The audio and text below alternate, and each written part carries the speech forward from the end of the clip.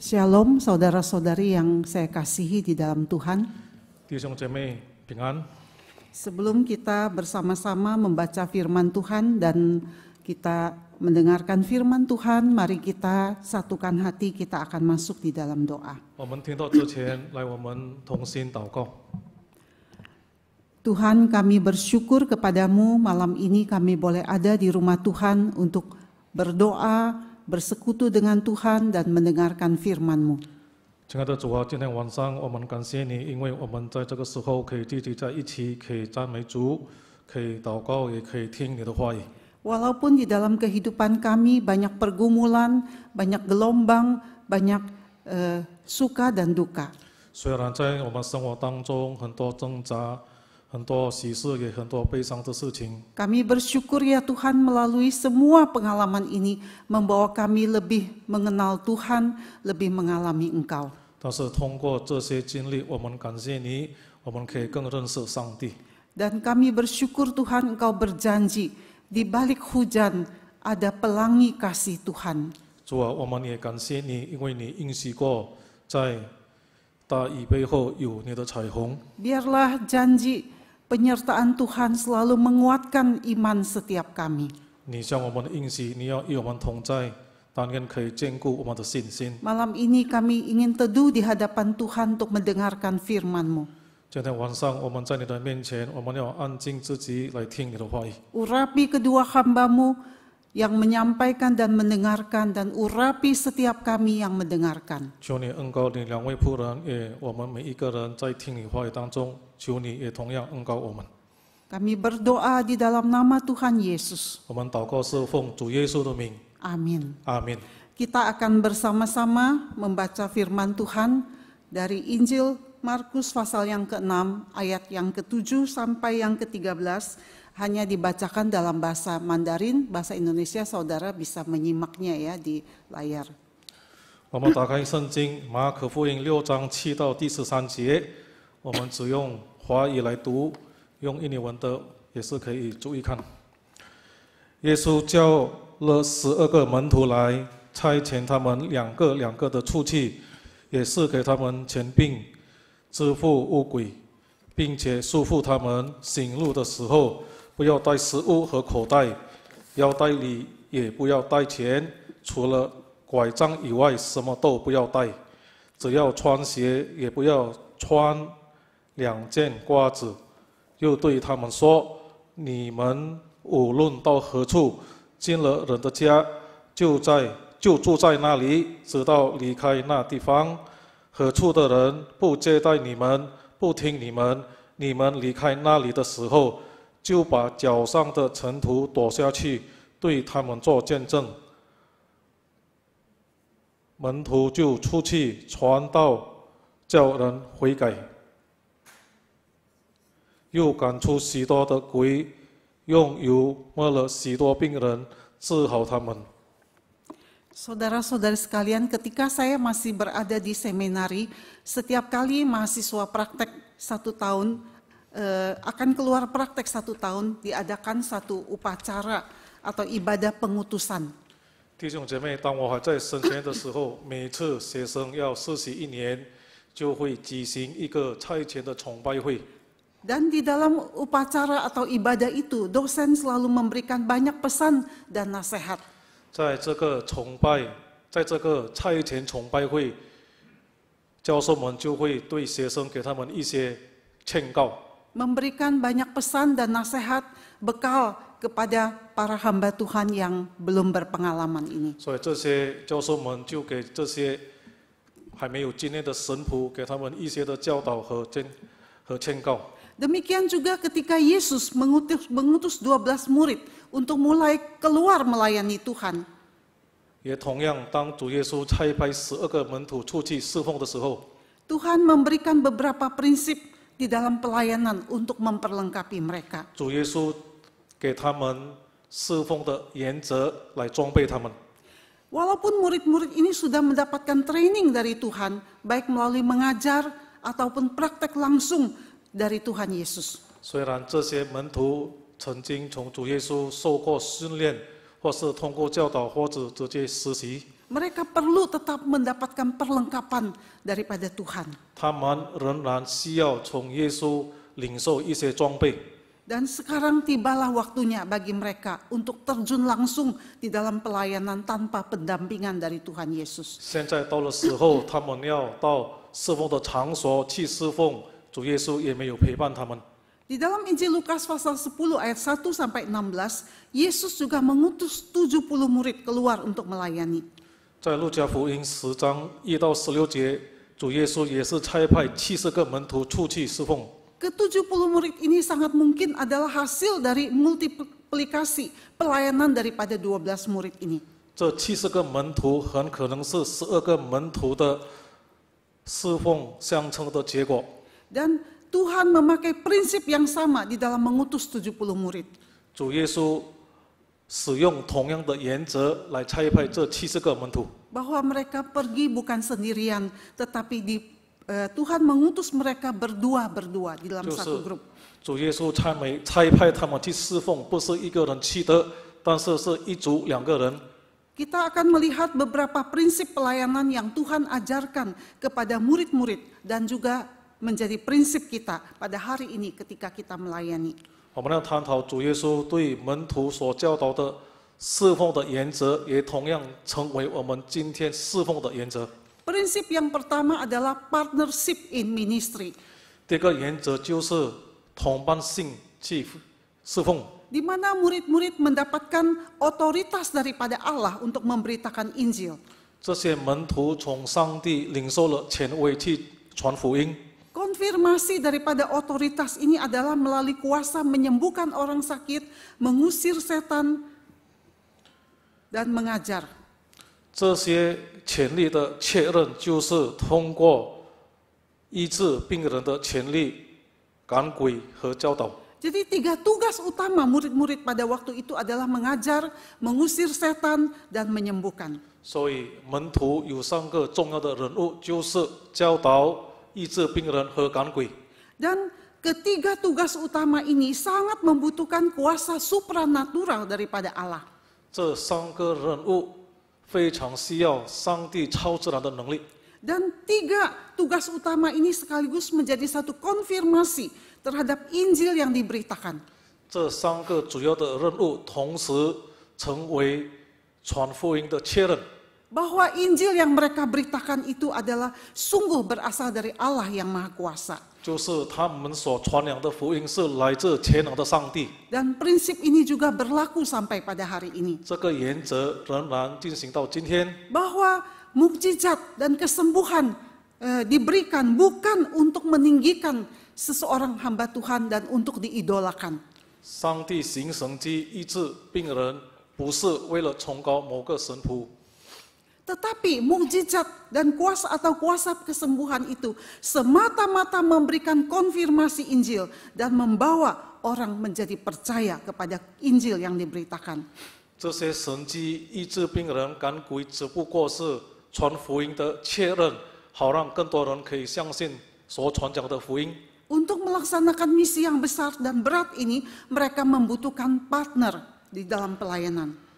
来施行这重大的使命，他们需要侍奉的同工。 Dan Yesus mengutus mereka 2 orang di dalam satu tim kecil. 所以主耶稣就差派他们一个组、一个小组有2个人， Supaya mereka bisa saling support, saling mendoakan, saling berdiskusi. 好让他们可以彼此鼓励、彼此祷告、彼此商量。 Khususnya ketika mereka mengusir setan adalah satu peperangan rohani yang sangat membutuhkan dukungan doa. 特别是当他们要赶鬼，这是属灵的战争，他们非常需要祷告的支持。 Saudara-saudari sekalian, setelah sekian tahun atau sekian waktu lamanya kita melayani Tuhan, mungkin kita bisa keletihan, kita jenuh, atau bahkan kita bisa burn out. 弟兄姐妹，我们侍奉上帝这么长时间了，可能我们会感到很疲倦、很厌烦、精疲力尽。 Kita membutuhkan rekan-rekan tempat kita curhat, berbagi beban, dan rekan-rekan yang memberikan satu dorongan agar kita kembali semangat melayani. 我们需要在侍奉有同工，我们彼此倾诉、彼此分担负担、彼此鼓励，需要有人鼓励我们，好让我们再兴奋的去侍奉。Di dalam pelayanan, unsur apakah yang terpenting? Apakah event, resource, atau hasil pelayanan kita? 在侍奉当中是什么因素最重要的？是否是事件？是否是 Apakah event yang akan kita persiapkan, atau satu pelayanan yang kita persiapkan, atau sumber daya, atau hasil daripada pelayanan itu? 我们在侍奉当中是什么最重要的？是否是事件、资源或者侍奉的效果呢？ Memang benar saudara-saudara, ketiga unsur itu sangatlah penting. 当然，这3个因素是非常重要的。 Tetapi jangan kita lupa bahwa rekan yang bersama kita melayani itu tidak kalah penting dengan ketiga unsur tersebut. 但是我们却不要忘记，我们的侍奉同工比3个因素也是很重要的。 Apakah pada hari ini kita sering mendoakan rekan sepelayanan kita? 是否今天我们常常为我们的同工祷告？ Apakah kita juga memperhatikan keadaan rohani mereka? 是否我们也是注意他们的灵性情况如何？ Apakah kita memperhatikan pergumulan-pergumulan di dalam keluarga mereka? 是否我们也注意到他们在生活当中有家庭的挣扎？ Jangan sampai karena jatuh di dalam keletihan dan kejenuhan, akhirnya mereka mundur dari pelayanan. 不要使他们太忙了，他们疲倦，他们厌烦，后来他们就没有再侍奉了。 Rasul Paulus memberikan kepada kita contoh yang indah. 使徒保罗给我们一个美好的例子。 Paulus adalah seorang rekan pelayanan yang sangat menghargai rekan sekerja di dalam pelayanannya. 保罗是一个非常珍惜、关心他的同工。 Di dalam Roma pasal yang ke-16, Paulus mengirimkan salam kepada lebih daripada 20 rekan sepelayanannya. 在罗马书16章，保罗向他的同工，大概20多个人向他们问安。 Ia ingat nama mereka satu persatu. 保罗记得他们每个人的名字。 Dan kita percaya, mengapa Paulus bisa ingat nama mereka? Kita percaya karena Paulus mengingat mereka satu persatu di dalam doa pribadinya. 为什么保罗会很清楚的记得他们每个人的名字？原因是因为保罗在祷告当中记得他们，也为他们每一个祷告。 Saudara-saudari sekalian, apakah hari ini ketika kita bersama-sama rekan kita melayani, baik itu di kelompok kecil, sekolah minggu, pengurus, dan sebagainya, apakah kita juga saling mendoakan satu dengan yang lain? 弟兄姐妹，我们今天在教会侍奉，在小组啊，在诗班，是否我们常常记得为我们的同工祷告？ Partnership di dalam pelayanan sungguh teramat penting. 所以在侍奉当中，我们有团队，这是非常重要的。 Izinkanlah saya sharing satu pengalaman kecil. 请允许我分享一个小经验。 Pada waktu kami baru masuk pelayanan di GKI Pluit, 当时我们刚进入三湖新村国语堂来侍奉， ada seorang rekan pelayanan, ada seorang aktivis yang mengajak anak saya itu untuk ambil bagian di dalam pelayanan menjadi pianis gereja. 在教会有一个同工邀请我的女儿来教会侍奉，就是当琴师。 Dan waktu itu anak saya juga masih merasa asing dengan keadaan di sini, belum berpengalaman, tetapi Cici bagi anak saya ini adalah seorang yang sangat sabar dan dia mendampingi anak saya. 当时因为我们刚到这个教会，也是很陌生。 但是这个姐姐就是我的孩子，称她姐姐，她就很耐心来陪伴我的孩子来侍奉。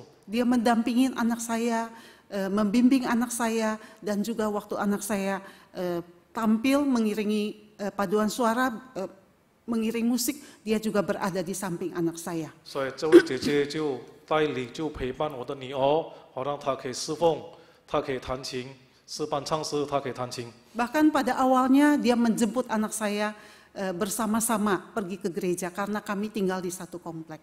刚开始的时候，这位姐姐也来到我的家里来接我的女儿，一起来到教会。 Dan begitulah anak saya akhirnya diberikan Tuhan kesempatan melayani sebagai pianis selama 5 tahun sampai akhirnya dia pindah ke Australia. 就从这样开始，我的女儿得到机会，她可以在教会侍奉5年，后来她就搬到澳大利亚。 Bersyukur hari ini Cici ini atau saudari ini hari ini ada di tengah-tengah kita. 我们也感谢主，这位姐姐到今天她仍然在教会侍奉。Saudara-saudari sekalian, betapa pentingnya partnership di dalam pelayanan. 所以弟兄姐妹，我们可以看到，在侍奉当中有同工是非常重要的。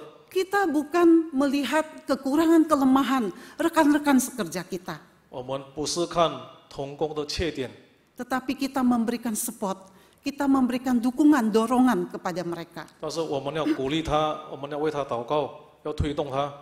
Hari ini saudara dan saya bisa melayani Tuhan karena ada banyak orang yang mendoakan kita, ada banyak orang-orang yang sudah berjasa dalam kehidupan saudara dan saya. 今天我们在教会可以侍奉，是因为有很多人在背后鼓励我们，为我们祷告， Yang pernah membimbing kita, 他们也是陪伴我们，带领我们。 yang menopang kita ketika kita pernah jatuh di dalam kelemahan. 当我们跌倒的时候，他们也是托住我们。 Karena itu marilah saudara-saudari sekalian, jadilah partner yang baik kepada rekan-rekan kita. Kalau kita sudah menerima begitu banyak berkat dari mereka, kita juga membagi berkat kepada saudara-saudara yang lain. 所以弟兄姐妹，如果我们的身上领受了这么多祝福，我们也同样要成为别人的祝福。 我们也是要为我们的同工成为一个好的带导者。 Kita mensupport mereka, kita memberikan dorongan kepada mereka untuk bisa bersama-sama melayani Tuhan. 我们支持他们，我们为他祷告，好让我们可以一起的侍奉。 Unsur yang kedua atau prinsip yang kedua yang Tuhan ajarkan adalah readiness in ministry, kesiapan hati di dalam melayani. 主耶稣教导的第二个原则就是随时随刻预备好去侍奉。 Di dalam ayat yang ke-8 dan ke-9 ini kita boleh menyimpulkan bahwa pelayan Tuhan hendaknya melayani tanpa adanya kekhawatiran. 在第8到第9节，我们可以做一个结论，就是一个上帝的仆人，他侍奉时应当一无挂虑。 Prinsip yang diajarkan atau peraturan yang diajarkan oleh Tuhan ini tentu tidak berlaku atau bukan berlaku untuk secara umum atau di dalam semua situasi. 当然，主耶稣所教导的这个原则、这个规定，不是在每一个情况都可以实行的。 Bahwa di dalam pelayanan Tuhan mengatakan, janganlah kamu membawa apa-apa dalam perjalanan, kecuali tongkat, roti pun jangan, ayat 8, bekal pun jangan, uang di dalam ikat pinggang pun jangan. 在第8节，主耶稣对他们说：“你们去侍奉的时候，不要带食物，不要带钱，只带拐杖。” Walaupun tadi saya mengatakan bahwa prinsip ini tidak tentu berlaku untuk setiap situasi dan semua zaman. 虽然我刚才说这个原则不是在每一个时代、每个情况可以实行， Tetapi prinsip yang sama yang ditekankan oleh Tuhan Yesus adalah pelayan Tuhan hendaknya melayani tanpa khawatir akan kebutuhan pribadinya. 所以主耶稣强调一个原则：一个侍奉上帝的人，不要挂虑他自己的需要。 Karena hal ini akan mendistraksi fokus pelayanan daripada si pelayan tersebut. 因为如果挂虑自己的需要，这个可以使他的焦点在侍奉上可以分散。 Pelayan Tuhan hendaknya memiliki satu iman yang sederhana, percaya bahwa Allah akan mencukupkan semua kebutuhan kita, dan iman yang sederhana ini menghindarkan kita dari rasa ketamakan. 一个神仆侍奉上帝的人，应当有一个简单的信心，相信上帝会足够他的需要，也是避免他贪婪。 Di dalam Markus pasal 6 ayat yang ke-7, ada kata Yesus memanggil murid-muridnya. 在马可福音第6章第7节那里说，耶稣叫了12个门徒来。 Kata memanggil di sini memakai istilah yang intens, yaitu memanggil untuk suatu urusan yang penting, untuk bertemu face to face. 主耶稣说的这个叫，他的意思就是有很重要的事情必须见面的谈。 Begitu seriusnya panggilan ini sampai-sampai mereka rela mengabaikan kebutuhan pribadi. 这个呼召是非常严肃，甚至他们不再忽略他们个人的需要。 Tuhan memanggil mereka dan murid-murid meresponi dengan meninggalkan pekerjaan formal mereka. 主耶稣呼召他们，门徒们就回应，他们离开他们正式的工作。 Mereka telah membayar harga yang mahal. Mereka meninggalkan pekerjaan formal mereka dan mereka mengikut Tuhan, melayani Tuhan.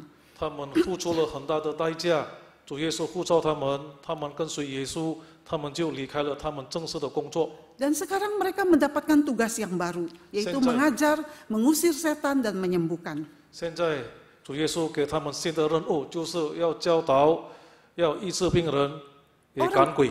Orang-orang sakit yang disembuhkan dan juga yang kerasukan setan itu tentu sebelumnya mereka sudah berusaha, berupaya sedemikian rupa dan mengeluarkan banyak biaya supaya mendapatkan kesembuhan. 这些病人和被鬼附尸的，肯定他们之前已经花了很多钱，也很大的力气，好让他们可以得到医治和释放。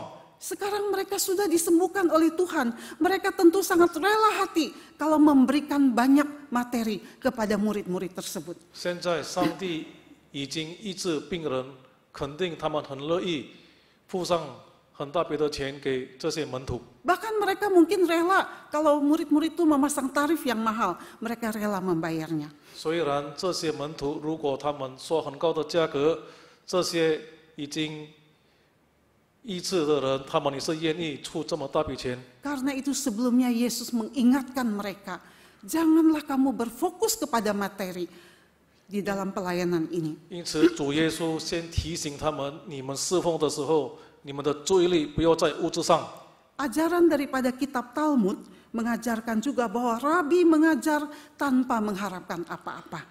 犹太人他木德书教导拉比 教导不求什么回报。 Dan hal ini bertolak belakang dengan guru-guru palsu pada zaman itu, di mana motivasi mereka mengajar dan melayani untuk mendapatkan upah dan kepentingan materi.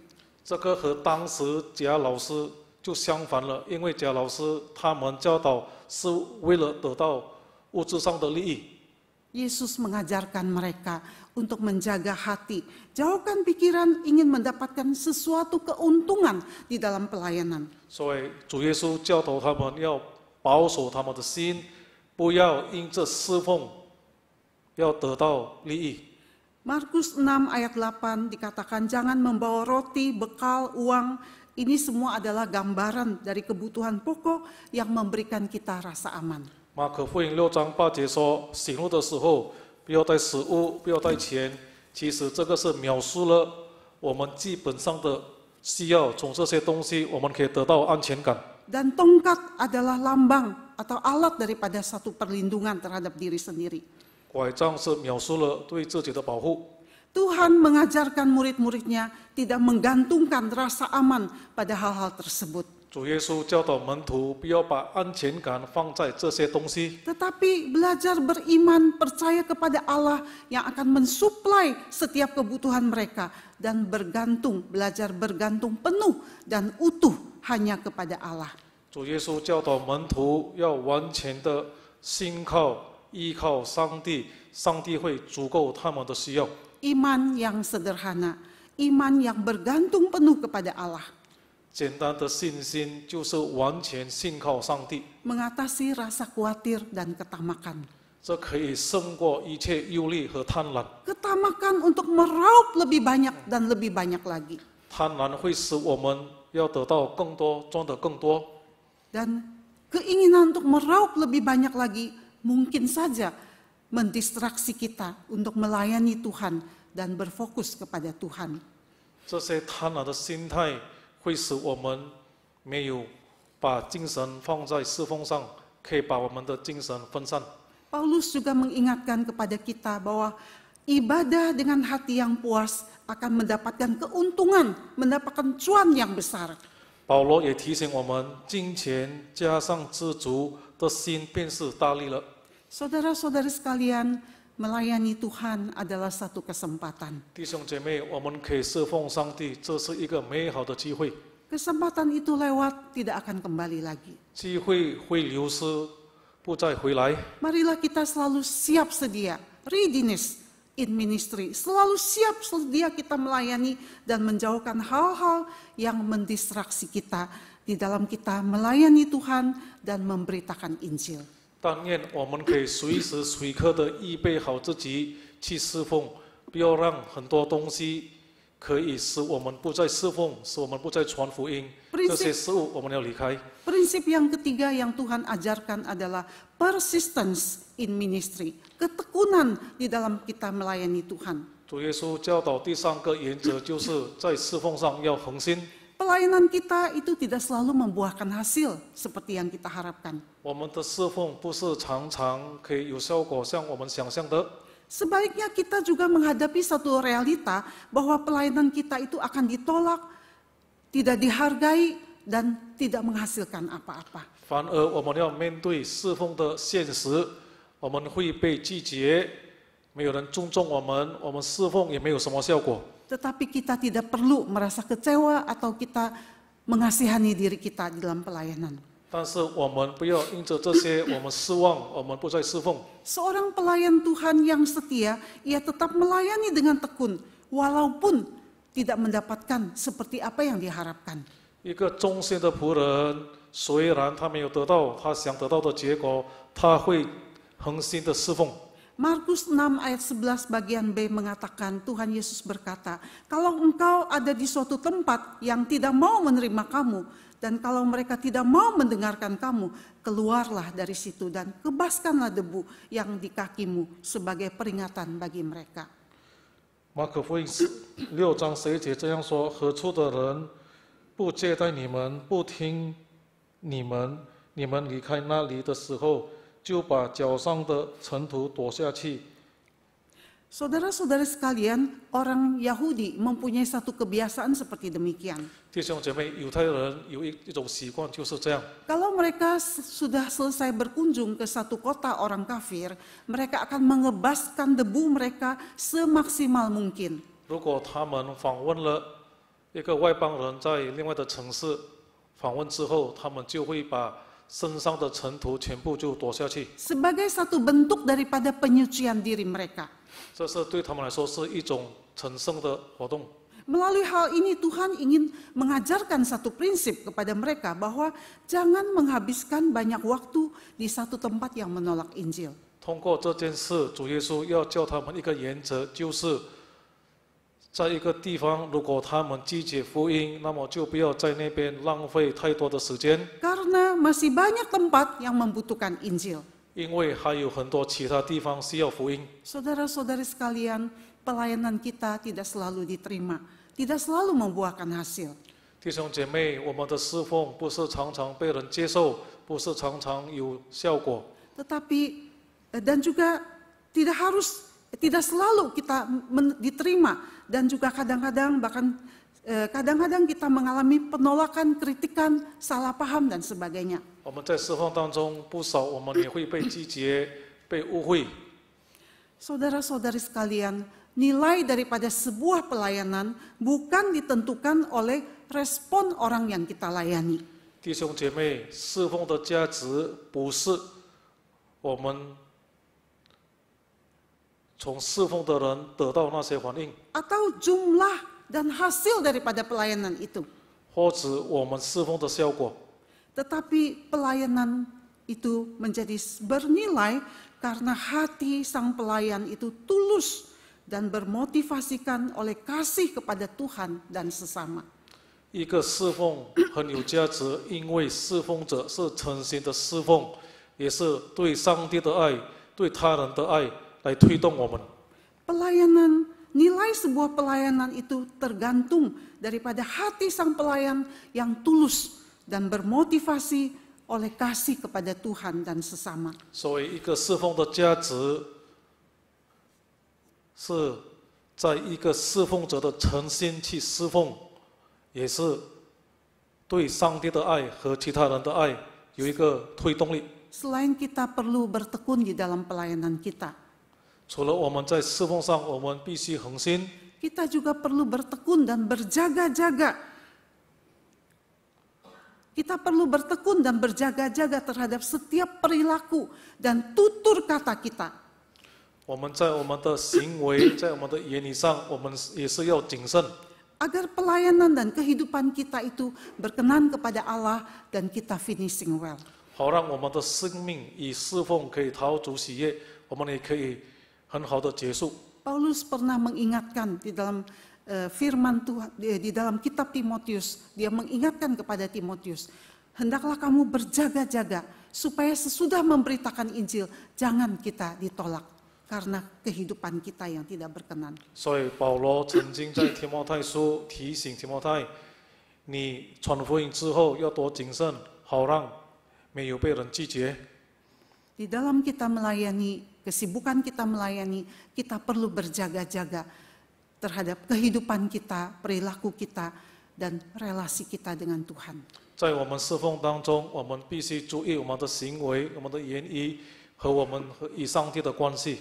Saudara-saudari sekalian, seorang hamba Tuhan senior pada hari emeritasinya, dia ditanya oleh seorang jemaat seperti demikian. 弟兄姐妹，有一位长辈的神仆，当他在荣休仪式的时候，有一个会友这样的问他。 Hal apakah yang paling berkesan di dalam hati Pak Pendeta selama tahun-tahun yang panjang ini Bapak melayani Tuhan? 他说：“牧师，你侍奉主这么长的时间，是什么是最宝贵的，是最记在心里的？” Maka jemaat ini berpikir Pak Pendeta ini akan menceritakan panjang lebar sharing pelayanan selama puluhan tahun. 所以这个会友他觉得这位牧师会用很长时间来分享他这么长时间的侍奉。 Tetapi pendeta senior ini hanya menjawab dengan satu kalimat. 但是这位长辈的牧师只用一个句子来回答这个会友。 The longer I serve, the sweeter he is. Semakin panjang waktu aku melayani Tuhan, semakin manis Tuhan itu aku rasakan. 我越长时间侍奉上帝，我越感觉到上帝是多么的甜美。 Semakin panjang waktu aku melayani Tuhan, semakin manis Tuhan aku alami di dalam kehidupanku. 我越侍奉上帝越久，在我的生命当中，我感觉到上帝越来越甜美。 Saudara-saudari yang saya kasihi, 我所爱的弟兄姐妹， semoga kita semakin panjang, semakin lama, semakin sibuk kita melayani Tuhan.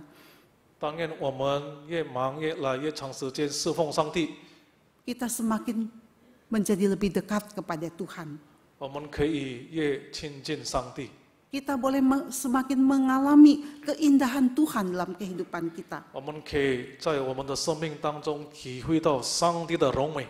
Ada dua pertanyaan refleksi buat kita pada malam hari ini. Yang pertama, apakah semakin panjang masa saudara dan saya melayani, Tuhan itu menjadi semakin indah, semakin manis dalam kehidupan kita? 今天晚上有2个反思的提问，我们要问自己：我侍奉上帝越来越长，是否我感觉到上帝对我是越来越美呢？ Pertanyaan yang kedua adalah pertanyaan refleksi yang kedua. Apakah melalui kehidupan dan pelayanan saya semakin memancarkan manisnya Tuhan dan keindahan Tuhan melalui kehidupan dan pelayanan saya? 这个问题你要问自己的就是：我越常侍奉上帝，是否通过我的生命和我的侍奉，可以活出上帝的美吗？ Mari kita berdoa. 来，我们一起祷告。 Tuhan, kami rindu makin mengalami Tuhan, makin mengasihi Engkau, makin mengalami manisnya Tuhan, indahnya Tuhan di dalam kehidupan kami. 主啊，我们渴慕更经历你在我们的生命当中，更经历你的甜美，更经历你的美好。 Tuhan, berbelas kasihan kepada kami jikalau ketika kami banyak kesibukan melayani Engkau, kami melalaikan, kami abai hubungan relasi kami dengan Tuhan. 主，求你怜悯我们，当我们在侍奉越忙的时候，我们却忽略了与上帝的关系。 Tetapi kami mau lebih bersandar, lebih berharap, bergantung kepada Tuhan di dalam menjalankan tugas pelayanan kami. 主啊，在我们的侍奉当中，我们要更信靠你，更依靠你。 Tuhan berkatilah firman-Mu dan berkati saudara-saudara yang sudah mendengarkan. 主，求你赐福你的话语，也同时赐福弟兄姐妹已经听了你的话语。 Dalam nama Tuhan kami berdoa. 我们祷告奉主耶稣的名， Amin. 阿门。